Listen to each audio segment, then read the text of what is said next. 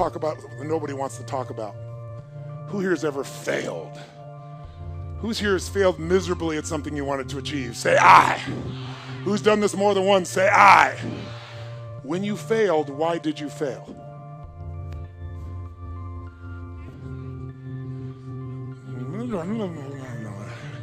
Why are you suddenly tongue-tied? Come on, tell you what. What did you used to say the reason you failed when you were bullshitting yourself?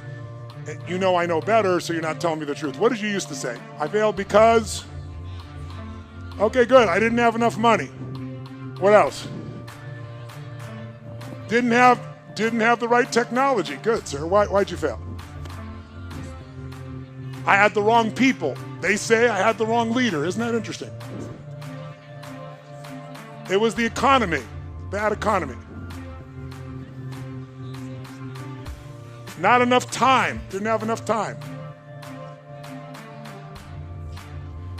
Now, I asked this question for the first time about 7 years ago. I was at this place called TED. Anybody watching those TED videos? And TED didn't have a website or anything at that stage. It was a very small program. It was done for about 800 people in Silicon Valley, most of them billionaire investors, the founders of Yahoo, the founders of Apple, the founders of a whole series of companies. And I was brought in, and they say you got 18 minutes, which my shortest seminar is 4 fucking days. So I'm like, you gotta be kidding me. And then before they introduced me, the guy who was introducing me wasn't the guy who invited me. He was an English guy. We're good friends today. But back then he didn't know who I was. He thought I was a motivator. So he got up and he said, first thing he said to me before I went out there, he goes, nice to meet you. Don't have people do that jumping shit I heard you do. So he wants me to take these dead people and leave them dead in this dark room sitting. And I watched before I got up to speak, and there was a woman who was a genius, and she was teaching string theory, which is one of the most complex things on earth. And they gave her 18 minutes, and people were shuffling their feet. And at the end, they didn't even clap for her. They were assholes. They all thought their shit didn't stink. These are all the achievers of the world. So I walk out there, and the introduction he gives me is Tony Robbins is like a motivator, and he's helped a lot of sports people, so maybe you can, create some energy here. He had a very publicized divorce a few years ago. I couldn't fucking believe it. He really did say that. If you watch the TED video, he cut that out because he's embarrassed. So I got up afterwards and I said, God, it's a privilege to be here. I said, I didn't know that my divorce is very publicized, but my ex-wife is very happy. She has tens of millions of dollars, but I didn't come about that. I came to serve you. And then I was trying to figure out how to engage this room, so I asked them a question I just asked you. I said, who here has ever failed? And no one raised their hand in the whole fucking room. So I paused and I said, I know you're out there. I can hear your hearts beating. Who here has ever failed? And I demanded an answer, and then a few people raised their hand. I said, who here has ever failed? And now they started complying. So I said, great. When you failed, why did you fail? And they said all the things you said. Didn't have enough time, didn't have the right technology, didn't have the money, didn't have the contacts, had the wrong people. The people said we had the wrong leader, right? And then this voice in the darkness, the whole room was pitch black, says, I didn't have enough Supreme Court justices. And I look down and it's Vice President Al Gore, who you probably don't know much about American politics, but he and Bush Jr., they tied, basically, and it had to go to our Supreme Court to decide who's going to be it, and he lost. And when he said that, we were in Northern California, which is all Democrats, would have been supporters of his. They all stood up and gave him a standing ovation when he said this. And when they stopped the standing ovation, I said, that's one way to try to explain why you didn't become president of the United States. But I wouldn't say it's an accurate one. And there was this pause, like, what the fuck is he about to say? And I said, because let's just do this logically.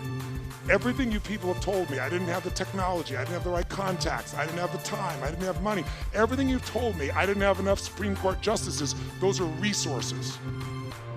And so you're telling me I failed because I didn't have the resources. And I'm here to tell you what you already know. Resources are never the problem. It's a lack of resourcefulness is why you failed.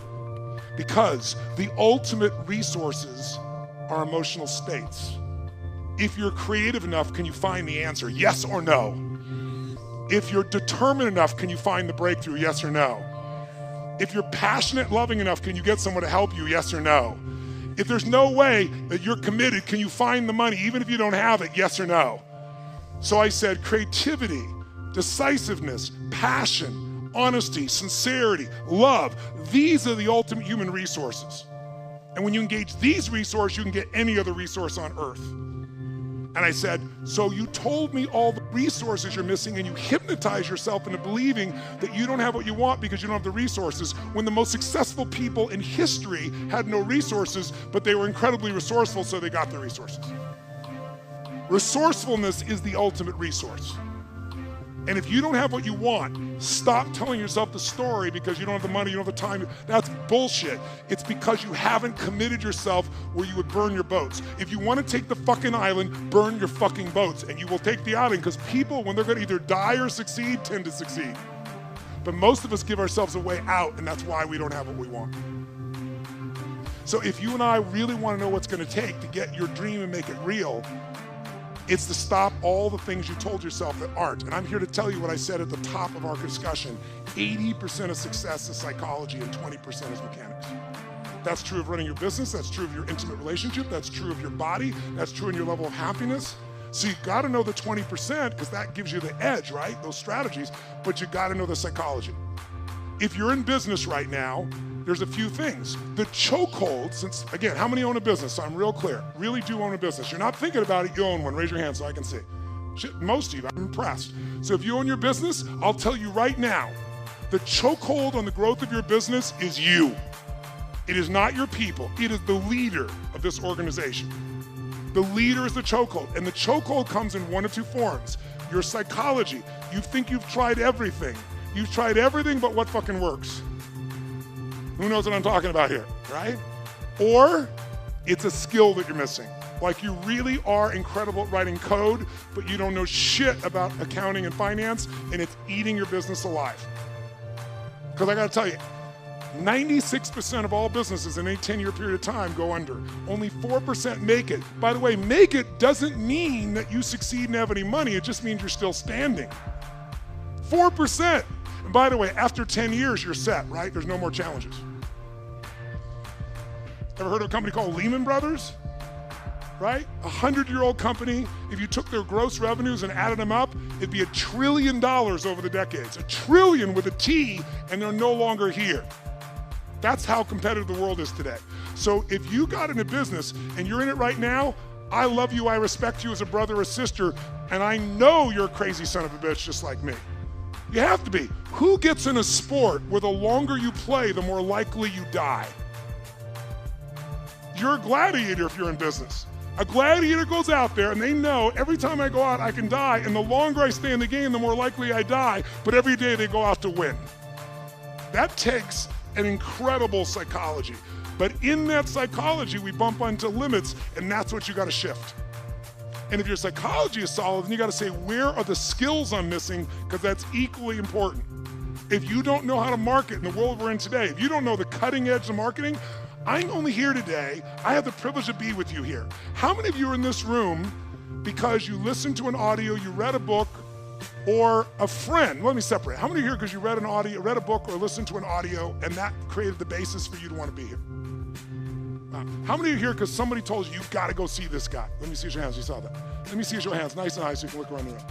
So about 85% of the room. I created a brand, and that's why I have the privilege to serve you. But that brand came because I realized early in my career, I could have the best ideas in the world, but they're gonna die on my lips unless I can market them, unless I can build a brand. It is the most important thing today because the world is made up of commodities. The world is so competitive.